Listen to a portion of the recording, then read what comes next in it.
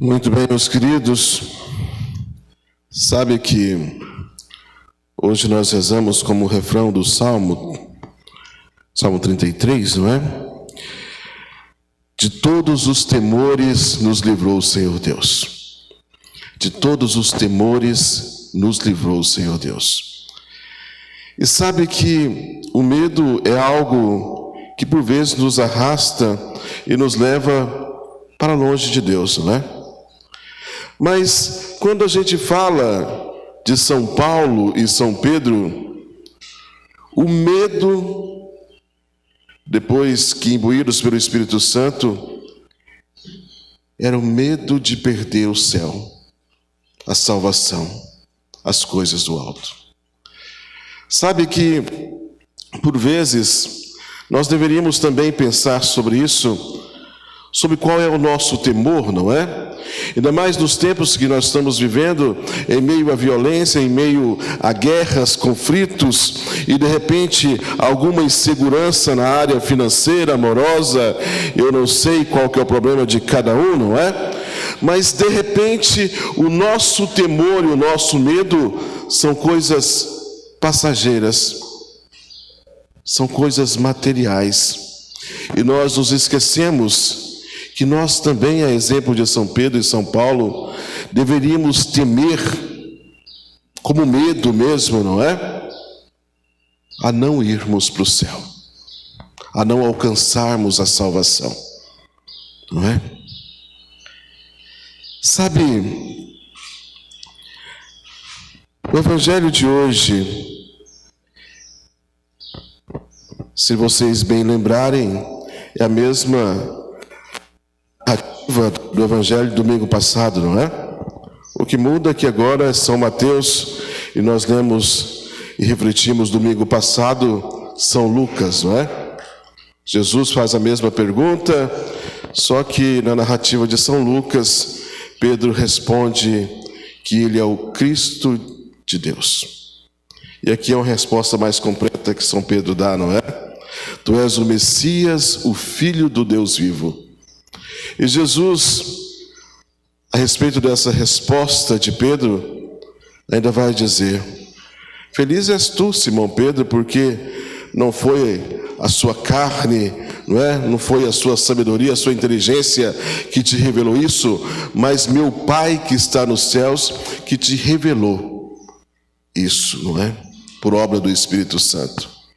E Jesus ainda vai cumprimentar. E por causa disso, né? Tu és Pedro, e sobre essa pedra eu edificarei a minha igreja, e as portas do inferno não poderão vencê-la. E Jesus ainda continua, né? E diz: olha, eu te darei as chaves dos céus, e tudo que tu ligares aqui na terra será ligado no céu, da mesma forma que tudo que tu desligares será desligado nos céus. Sabe, esse é um texto base para que possamos compreender, e desde o princípio a igreja já tinha compreendido que Pedro era essa cara, não é? Era a pessoa no qual tinha autoridade da igreja. Os primeiros cristãos já compreendiam isso, os primeiros escritos dos padres já se compreendia isso, e essa semana eu li uma homilia de Santo Agostinho, do século V, não é? Em 400 e pouco, ele falava com convicção que Pedro era a autoridade da igreja, o ponto de unidade da igreja universal, ou seja, de toda a igreja católica. Me estranha agora, não é? Tanto tempo depois, vários escritos, os primeiros padres já falando sobre isso, as pessoas não reconhecerem Pedro, né? Principalmente se alguém tem alguma linha protestante, não é? Não reconhecerem Pedro como o primeiro Papa, não reconhecer a sucessão apostólica. Foi por causa dessas palavras de Jesus, não é? Tu és Pedro, tu tens as chaves, vou te dar as chaves dos céus.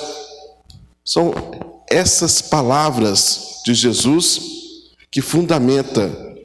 Nós temos a certeza, o magistério nos ensinar isso, não é? Que que Pedro foi o primeiro Papa e nós acreditamos na sucessão apostólica, ou seja, o nosso bispo aqui, Dom João Justino, é um sucessor dos apóstolos, né? A ele, por ordenação, imposição das mãos, foi dado esse poder de ligar e desligar, de perdoar e reter o perdão, não é? E ele, por ordenação, ordena também os seus presbíteros, não é? A fazer a mesma coisa. Os seus diáconos, pregar a palavra, os sacramentos da mesma forma. Sucessão apostólica. Veja, mas eu quero falar um pouquinho da personalidade, da pessoa de São Pedro e São Paulo. Sabe que nós temos, devido à importância e à festa que nós estamos vivendo, a solenidade de São Pedro e São Paulo, tem uma celebração chamada de véspera, não é? Com outras leituras, mas com o mesmo sentido.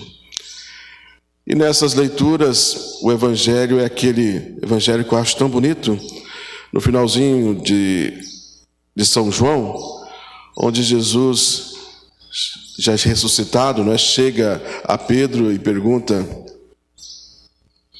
Pedro, filho de Jonas, tu me amas? E pergunta 3 vezes, e Pedro responde: sim, Senhor, tu sabes que eu te amo. A segunda vez, da mesma forma, e na terceira vez, sentido, né, um pouquinho de tristeza, porque Jesus pergunta pela terceira vez. Pedro responde: Senhor, tu sabes tudo, e tu sabes que eu te amo. Acontece a cura de Pedro, né, que tinha negado Jesus por 3 vezes, e Jesus diz para ele: apacenta minhas ovelhas. Olha, a lógica de Deus é uma lógica que foge da caixinha, não é? Pelo menos no nosso entendimento. E veja como é que ele pode escolher para ser o primeiro Papa, o príncipe dos apóstolos, uma pessoa de personalidade tão distinta, não é? Que vai do 0 a 100, vamos dizer assim, em tão pouco tempo. Aquele que é capaz de, sendo usado pelo Espírito Santo, reconhecer que Jesus Cristo é o Filho de Deus, é o Messias, e pouco tempo depois, né, já falar para Jesus, chamar Jesus do lado, falar: isso não vai acontecer com você, o Senhor não vai para Jerusalém, não vai morrer, nós não vamos deixar. E Jesus já falar para ele: afasta de mim, Satanás, não é? 0 a 100. Imbuído pelo Espírito Santo, ou sem o Espírito, não é? Numa velocidade muito rápida. Um homem cheio de rompantes, de medos, não é? E a gente vê isso quando, andando pelas águas, Pedro era pescador, sabia nadar. Quando Jesus está caminhando sobre as águas, Pedro quer ir ao seu encontro, e de repente, movido pelo medo, ele começa a se afogar. Ele sabe nadar, não é? Pescador a vida inteira, mas se afoga diante do medo.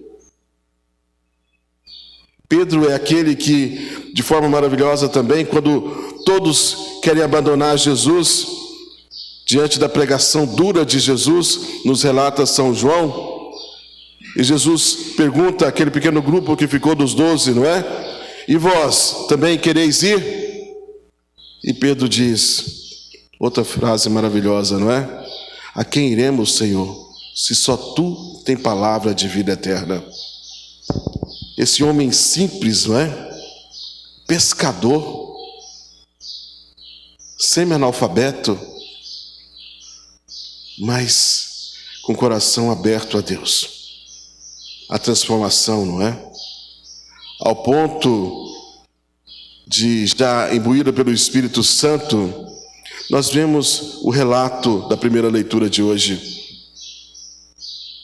Aquele que tinha tanto medo, que diante dos questionamentos, quando Jesus foi para sua paixão e morte, não é? Perguntando, esse aí não é aquele amigo de Jesus? não é aquele seguidor de Jesus Cristo?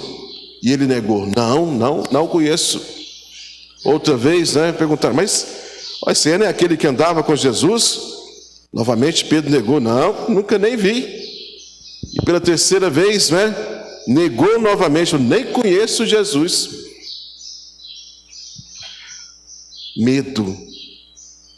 E agora, preso, Herodes já tinha matado Tiago, não é? Um dos irmãos, não é? Os filhos do trovão, filhos de Zebedeu, já tinha mandado matar Tiago, e agora mandaram prender Pedro, e o destino seria o mesmo, não é?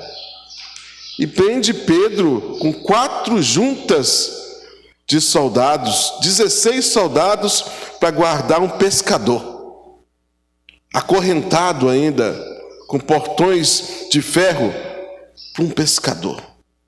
E diante de tudo isso, da iminência da morte, aquele que tinha medo,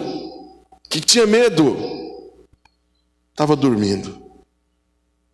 Olha que mudança, não é? Confiança em Deus. Confiança em Deus. E diante disso, o anjo veio, e olha, dentro do relato nós temos esse algo que serve para nós também, na nossa comunidade nos dias de hoje, não é? A igreja rezava por Pedro. Uma igreja que reza, uma comunidade que reza, não é? Uns pelos outros. E eles, diante da prisão de Pedro, o que eles faziam? Rezavam. Estavam em comunhão com Pedro. E Pedro, de maneira miraculosa, não é? Consegue sair da prisão. Sair da prisão. Um tanto incrédulo, não é? Pela ação do anjo, pela magnitude do momento, ele só acredita na hora que ele está fora, não é? Ele fala: olha, Deus me tirou. É verdade, não é um sonho, não é uma visão. É Deus agindo na minha vida. Sabe, meus queridos, temos duas constantes, não é? Pedro e Paulo, por várias vezes, são livrados da morte. O anjo age, né? Deus age de maneira infusiva. Nos relatos nós vemos que, olha, não poderia se salvar, mas de repente eles se salvaram, né? Se nós vemos as cartas de São Paulo, ele mesmo fala: olha, eu levei 4 surras, umas de vara, outras de chicotadas, eu naufraguei, fiquei um dia à deriva no mar, passei fome, nudez, espada, fui apedrejado, mas de todos esses temores o Senhor o livrou, não é? E ele não desistiu. São Pedro também passou por várias coisas, mas eles sabiam que no final o destino deles seria aquele que Jesus tinha dito, não é? Que eles beberiam também do mesmo cálice que Jesus bebeu. Que Jesus bebeu. Ou seja, o cálice do martírio, da morte, né? De uma vida vivida para Deus.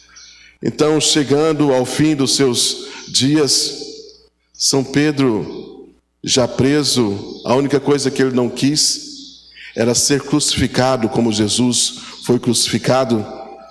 E assim ele pediu para ser crucificado de cabeça para baixo. E conta-nos a tradição que quando eles foram tirar Pedro da cruz, lhe cortaram os pés, não é? Para facilitar a tirada dele da cruz. E isso foi um fato pelo qual eles identificaram o corpo de Pedro quando foram buscar o corpo para colocar na Basílica de São Pedro, não é? Estava sem os pés. Olha São Paulo. São Paulo é outro, não é? Com a história incrível. E de novo eu falo da lógica de Deus que foge da nossa compreensão, não é? Jesus foi escolher aquele que era perseguidor da igreja. Diferente de São Pedro, Paulo já é uma pessoa educada, vamos dizer assim, fez faculdade, uma pessoa estudada, culta, não é? Tinha um importante cargo, tinha autoridade, era bem visto entre os judeus, principalmente entre a elite, né? Era fariseu. Sua família era uma família bem estruturada, de posse. Veja, esse que era um perseguidor dos primeiros cristãos, Jesus o escolhe para ser o grande apóstolo dos gentios. E olha só que interessante, ele que era um judeu nato, não é uma pessoa estudada nas tradições judaicas, ortodoxo, não é? Aos ensinamentos, tudo aquilo que o judaísmo representava e era, ele vai pregar não para os judeus, mas para os pagãos, para os gentios, que não entendia nada de judaísmo, não seguia os preceitos. Olha, a lógica de Deus não foge muito do nosso entendimento. Ele sendo tão estudado, ele sendo uma pessoa aprimorada dentro do judaísmo, não era muito mais fácil ele pregar para os judeus? Mas não, foi pregar para os gentios, para os pagãos, né? E hoje nós temos na segunda leitura esse texto que é maravilhoso. Parece que como um testamento, não é, de São Paulo, ele já sabendo da sua morte iminente, já sabendo que chegava o fim das suas vidas ali pelos 60 e alguns anos, e ele vai dizer que, olha só, que ele combateu o bom combate, que ele completou sua corrida, que ele guardou a fé.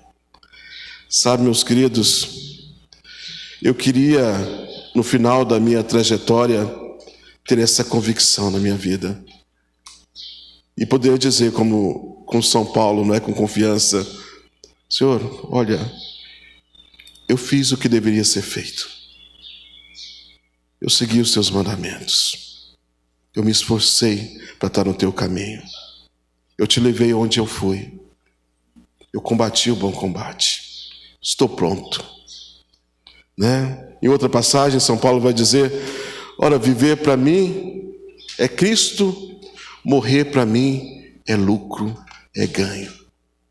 Quem puder eu também dizer isso, né? Mas ainda tenho medo, São Paulo é esse, não é, que já almeja o céu, ele vive por Cristo, mas ele já almeja o céu, e essa herança, não é? A coroa da glória que está reservada para ele, e ele fala também que essa coroa da glória está reservada para cada um de nós que segue Jesus Cristo. Combati o bom combate, guardei a fé. Sabe, meus queridos, nas nossas orações acho que devemos pedir isso, não é? Que o Senhor nos livre desses temores passageiros, para que a gente possa temer verdadeiramente apenas estar longe de Deus. O nosso medo deve ser esse, não é? O temor que deve afligir o nosso coração é uma vida distante de Deus. Vamos pensar sobre isso. E nessa festa de São Pedro e São Paulo, nós lembrarmos dessas duas colunas da nossa igreja, que nos ensinam tanto, não é? Até hoje, você pega essas palavras de São Pedro, riquíssimas até hoje, você pega as cartas de São Paulo, tanto ensinamento até hoje. Até hoje, eles edificam a nossa igreja pela sua experiência com Cristo. Amém? Louvado seja o nosso Senhor Jesus Cristo.